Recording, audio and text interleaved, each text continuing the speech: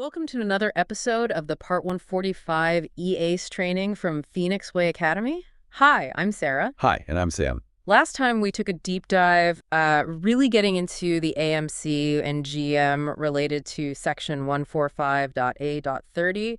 That was all about personnel requirements. Yeah, we covered quite a bit on the basic structure and staffing. Exactly. And today we're picking right up where we left off. That's right, we're continuing with 145.A.30, but focusing specifically on the really critical guidance around safety management, the compliance monitoring functions. And also the responsibilities of nominated persons, and crucially, what qualifications they need to have. Right. The goal, as always, is to give you that precise knowledge, help you understand the why behind it all, and maybe uncover some insights that, help you become truly well-informed without getting buried in text. Okay, let's jump in. We're starting with AMC 145.A.30 subpoints, C and CA.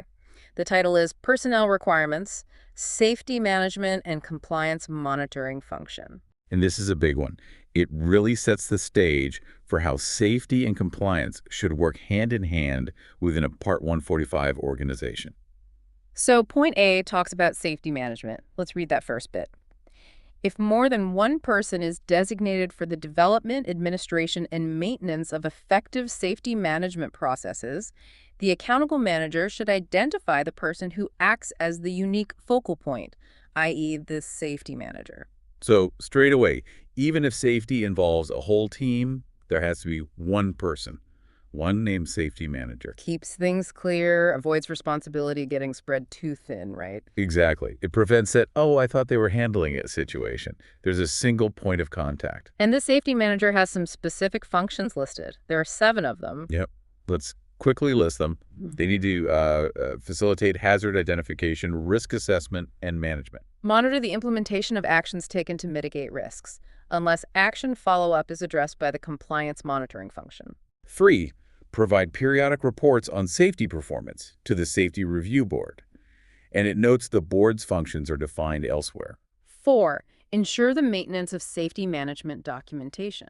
Ensure that there is safety training available and that it meets acceptable standards. 6, provide advice on safety matters. And finally, 7, ensure the initiation and follow-up of internal occurrence investigations. Okay, so how does that look day to day? Let's take, say, hazard identification and mitigation points 1 and 2. Well, it means the safety manager isn't just sitting back waiting for reports. They're actively facilitating the process of finding hazards. And then, crucially, they follow up. They make sure those risks lead to real actions, maybe a new procedure, maybe extra training. It's proactive. And point 7, the internal investigations part. That sounds really important for learning from mistakes. Absolutely critical. It's not about blame. It's about understanding why something happened so you can prevent it from happening again. It's that continuous improvement loop. So the key takeaway here is the safety manager is really the organization's guide for finding, fixing, and learning from safety risks. Precisely. They're steering the safety ship. Okay, let's shift to point B, the compliance monitoring function. It starts similarly, doesn't it? It does.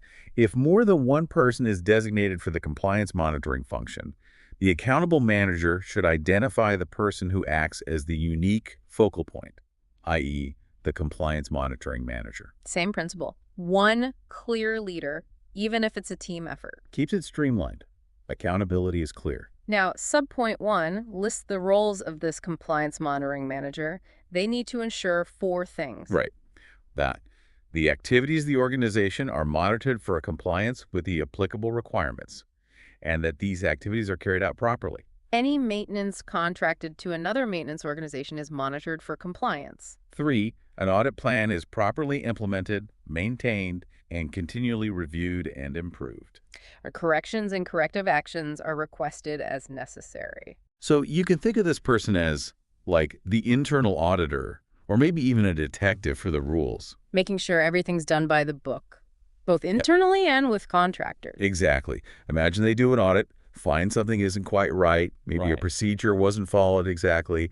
It's their job under point 4 to make sure that gets corrected and steps are taken so it doesn't happen again. Okay, and then subpoint 2 lists requirements for the manager themselves. 3 key things here. Yes. First, I, not be one of the persons referred to in point 145.A.30b. Mm-hmm. That's the operational nominated people. So they have to be independent. Critically independent. You can't effectively audit the work. You're also responsible for managing day-to-day. That's a core principle. Makes sense. What else? Be able to demonstrate relevant knowledge, background, and appropriate experience related to the activities of the organization, including knowledge and experience in compliance monitoring. So they need to know their stuff. And 3, have access to all parts of the organization and, as necessary, any subcontracted organization. Full access, no closed doors. They need to be able to see everything to monitor effectively. So the compliance monitoring manager is the internal watchdog, making sure rules are followed, and they need independence and full access to do it right. That's the gist of it. They ensure integrity.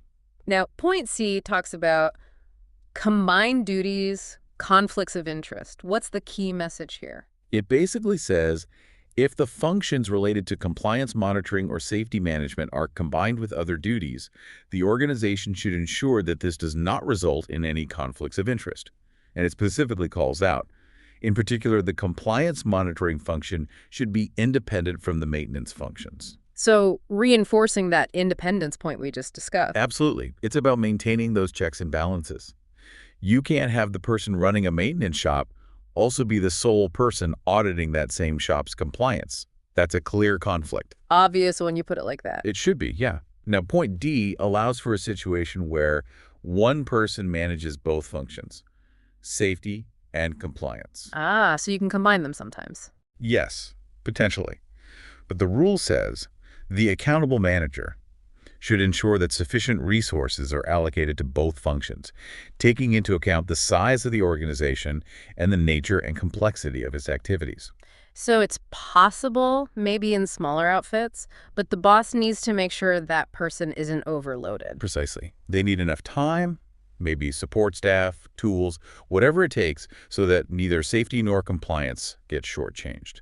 It has to be proportional to the operation. Okay. And the last point in this section deals with the accountable manager as safety compliance manager. Right. It says subject to a risk assessment and/or mitigation actions and agreement by the competent authority.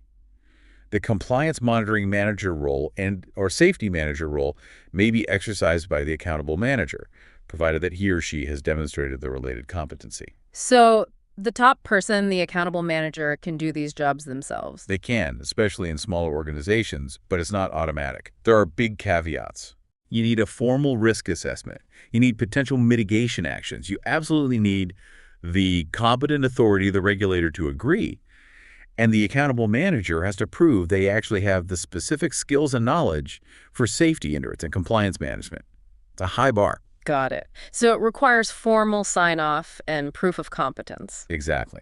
So summing up this whole AMC 145.A.30 C and C, it really defines these two crucial pillars, safety management and compliance monitoring.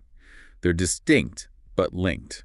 And the big themes are independence, especially for compliance, having clear focal points, one person in charge for each, and making sure there are enough resources. Great summary. It lays out a really robust structure. It does.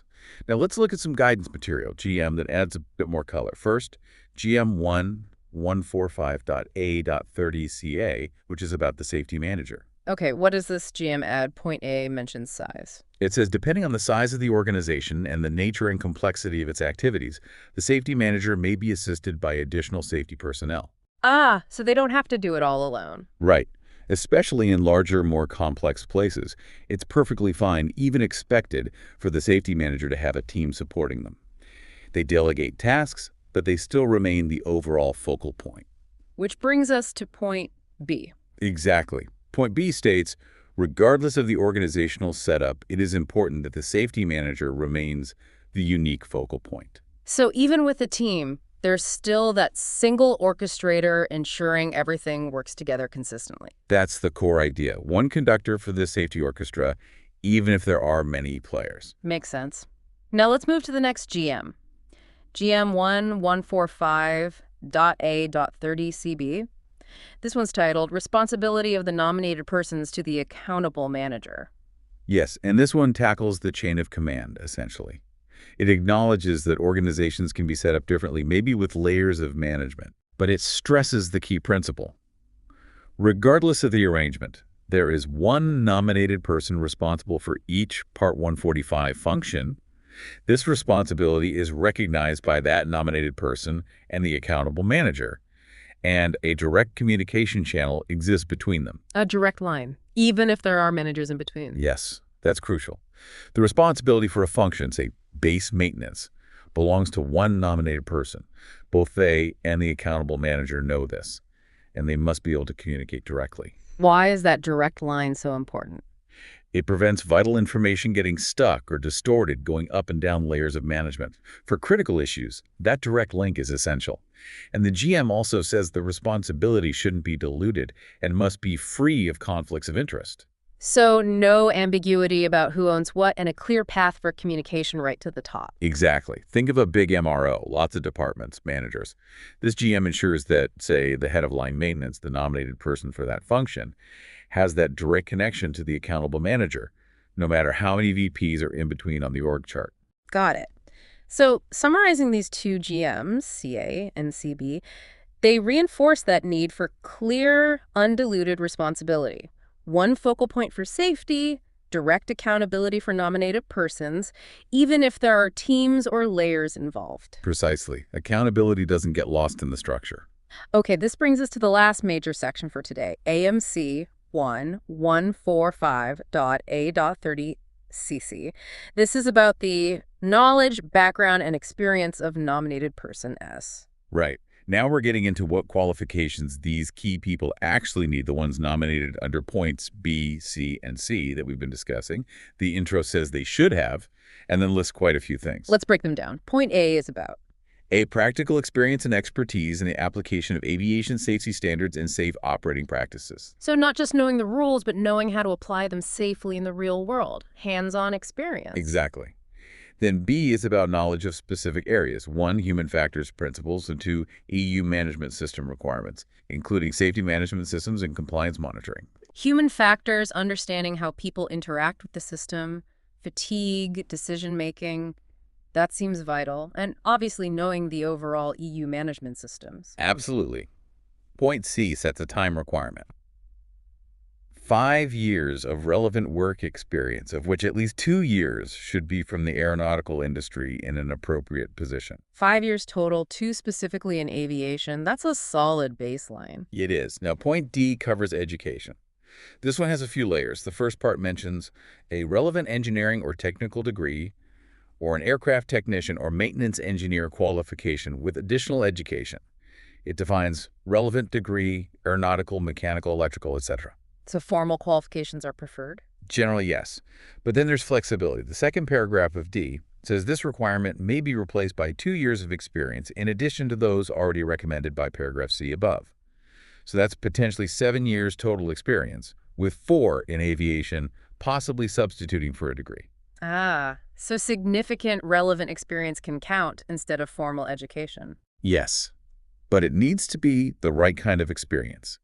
Maintenance and indoor continuing airworthiness management and/or the surveillance of such tasks. It has to be documented and relevant. Okay.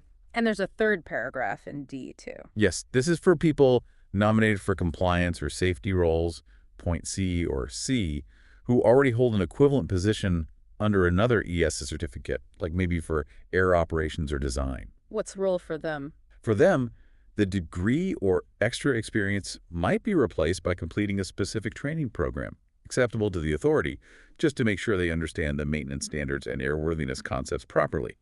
It recognizes their existing regulatory experience. That seems efficient. Okay, moving on. Point E. E, thorough knowledge of the organization's MOE and safety policy. They need to know their own organization's specific rules and safety approach inside out. Makes sense. MOE, Maintenance Organization Exposition, that's the company's rule book. Point F is about aircraft knowledge.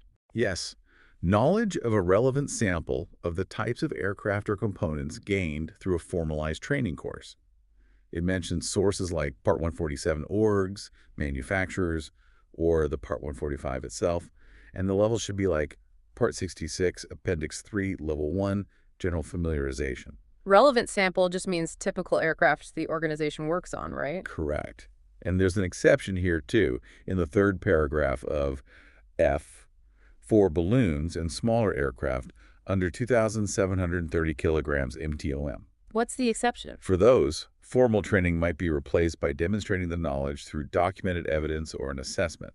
Practicality for smaller operations. Got it. What's next? Point G. G, knowledge of the relevant maintenance methods and/or specific knowledge relevant to the area for which the person will be nominated. So technical competence in their specific field. Seems straightforward. Knowledge of the applicable regulations. Yep, got to know the rules of the game. And finally, point I. I, adequate language and communication skills. Don't underestimate that one.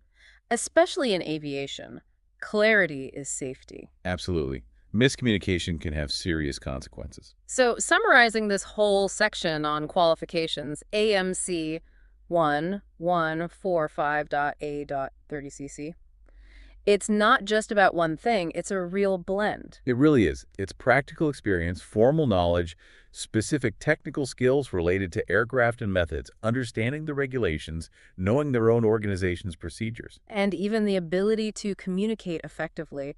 It paints a picture of a very well-rounded, competent individual needed for these roles. Exactly. It ensures the people in these critical safety and compliance positions are truly equipped for the responsibility. You know, looking at all this detail, the distinct roles, the clear responsibilities, the required independence, the rigorous qualifications, it really drives home why EASA structures things this way. It does. It's not just bureaucracy.